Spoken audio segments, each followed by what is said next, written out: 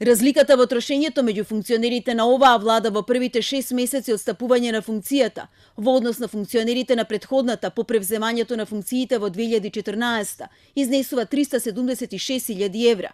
60 функционери во владата предводени од Заев вкупно потрошиле 355.942 евра, а владата на Груевски потрошила 730.242 евра. Алатката за отчетност на трошоците покрај вкупни кумулативни бројки прави споредби и по типови на трошоци и разни временски периоди.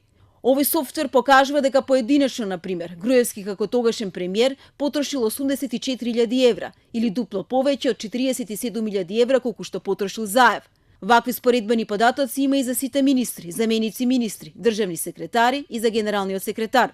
Например, тогашниот министер за транспорт и врски Милијан Акиевски потрошил 1.753.132 денари, додека сегашниот министер Сугаревски 77.972 денари. Или министерот за финансии Зоран Ставревски во тој период потрошил 2.619.357 денари, министерот Тевдовски 583.170 денари.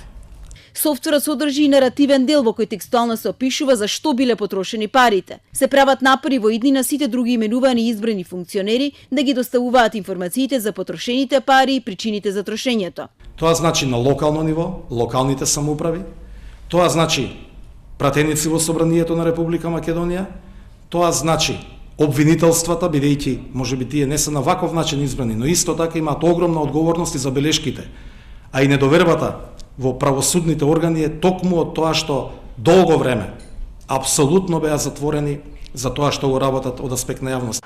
Според Поповски, особено тешко било да се убедат луѓето од администрацијата да ги дадат податоците, посебно за периодот од 2014 година. Софтверот покажува дека најмногу се трошило на авионски карти, угостителски услуги во земјата преку надворешни угостителски објекти, а приближно исто толку е потрошено и за угостителски услуги во рестораните, мензите и бифеата во рамките на институциите. Следниот извештај, кој исто така јавно достапен, ќе биде објавен на 31 мај.